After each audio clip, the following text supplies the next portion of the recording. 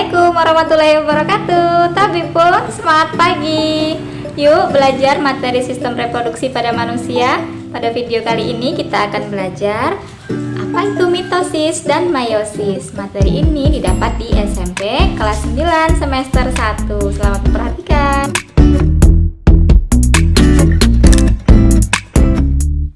Sebelum mempelajari sistem reproduksi, coba kamu pahami dulu materi tentang pembelahan sel. Sebelumnya, kamu telah mengetahui bahwa pada awalnya manusia berasal hanya dari satu sel.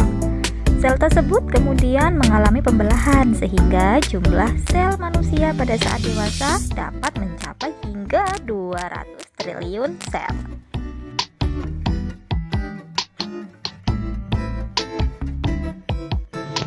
Nah, dapatkah kamu menyebutkan alasan mengapa sel membelah?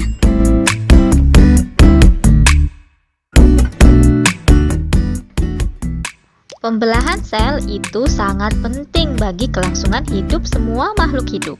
Setidaknya ada 3 alasan mengapa sel mengalami pembelahan, yaitu yang pertama untuk pertumbuhan, yang kedua untuk perbaikan, dan yang ketiga untuk proses reproduksi.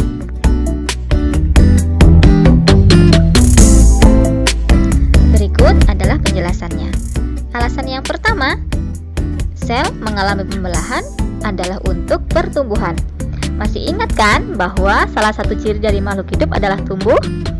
Makhluk hidup dapat tumbuh karena sel-selnya bertambah banyak.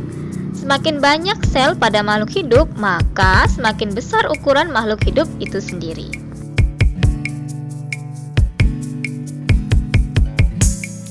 Alasan yang kedua adalah untuk perbaikan. Pernahkah kamu mengalami luka pada bagian tubuhmu? Apakah setelah beberapa lama bagian tubuh yang luka tersebut dapat menutup seperti semula? Nah, sebenarnya pada bagian tubuhmu yang mengalami luka tersebut terjadi kerusakan jaringan. Perbaikan jaringan yang rusak pada tubuhmu tersebut adalah hasil dari proses pembelahan sel. Alasan yang terakhir, sel mengalami pembelahan adalah untuk reproduksi. Reproduksi atau perkembangbiakan adalah ciri lain dari makhluk hidup. Pada proses reproduksi seksual, diperlukan sel kelamin untuk membentuk individu baru atau anakan. Proses pembentukan sel kelamin ini dilakukan dengan cara proses pembelahan sel.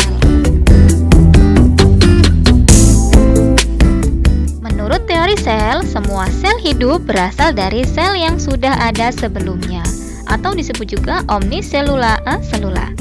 Teori ini dinyatakan oleh Rudolf Virchow pada tahun 1855. Pembentukan sel-sel baru atau anakan dari sel yang sudah ada sebelumnya dapat terjadi melalui proses pembelahan sel. Pembelahan sel dibedakan menjadi 2, yaitu pembelahan mitosis dan pembelahan meiosis.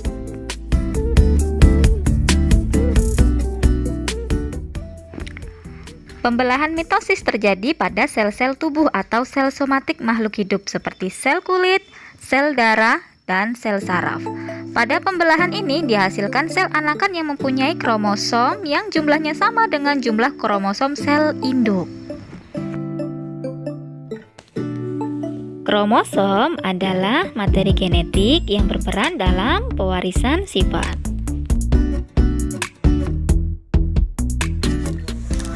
Pembelahan mitosis merupakan tipe pembelahan sel yang menghasilkan 2 sel anakan yang mempunyai karakter identik secara genetik dengan sel induk. Artinya, kedua sel anakan yang terbentuk mempunyai susunan genetika yang sama dengan induknya, termasuk jumlah kromosom. Jika sel induk memiliki kromosom 2N atau diploid, maka jumlah kromosom yang dihasilkan oleh sel anakan juga 2N atau diploid. Misalnya, sel induk memiliki jumlah kromosom 23 pasang atau 46 buah, maka sel anakan juga memiliki jumlah kromosom 23 pasang atau 46 buah. Sel diploid adalah sel-sel yang kromosomnya dalam keadaan berpasangan.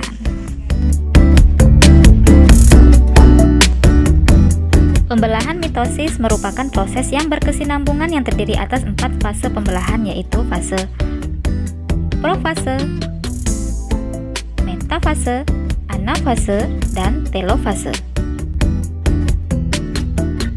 Fase profase. Pada fase ini, kromosom di dalam inti sedang mengalami penggandaan. Nukleus dan membran inti rusak dan menghilang. Sentriol membelah menjadi dua bagian dan bergerak ke arah kutub yang berlawanan. Setiap sentriol menuju ke benang-benang spindle. Fase metafase. Pada fase ini membran inti melebur. Kromosom berkumpul di bidang ekuator yang ada di tengah sel.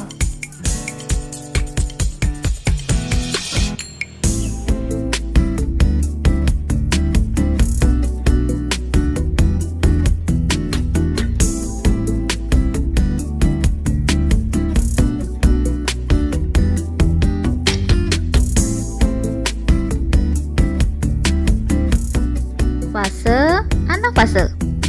Kromosom pada fase ini bergerak menuju kutub yang berlawanan. Pada akhir anafase, kedua kutub sel memiliki kromosom yang jumlahnya sama.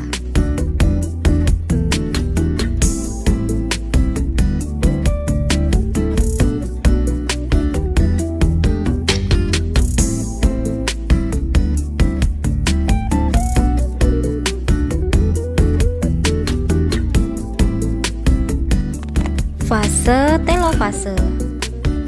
Pada masa fase ini, membran inti mulai kembali bergabung, membentuk dua sel anakan yang sifatnya diploid. Sitokinesis merupakan tahap akhir pada pembelahan mitosis. Pada saat sitokinesis terbentuk cincin pembelahan yang berfungsi membagi sitoplasma sehingga terbentuk dua sel anakan.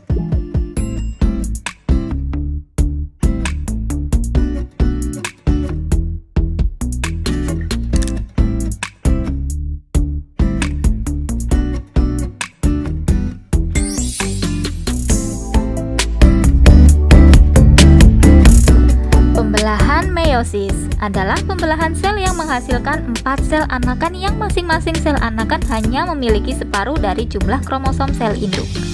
Dapat dikatakan bahwa jumlah kromosom yang dimiliki oleh sel anakan adalah N atau disebut dengan haploid. Fase-fase pembelahan meiosis pada dasarnya sama seperti fase pembelahan mitosis. Hanya saja pada fase pembelahan meiosis, fase tersebut berulang, sehingga fase-fasenya terdiri dari fase profase 1, metafase 1, anafase 1, dan telofase 1. Hasil anakan dari fase telofase kembali membelah sehingga membentuk fase baru menjadi fase profase 2, metafase 2, anafase 2, dan telofase 2. Nah, pada tahap akhirnya membentuk 4 sel anakan yang sifatnya haploid. Perlu diketahui, pembelahan secara meiosis hanya terjadi pada sel-sel kelamin. Pembelahan ini berfungsi untuk menghasilkan sel gamet, yaitu sel telur ataupun sel sperma.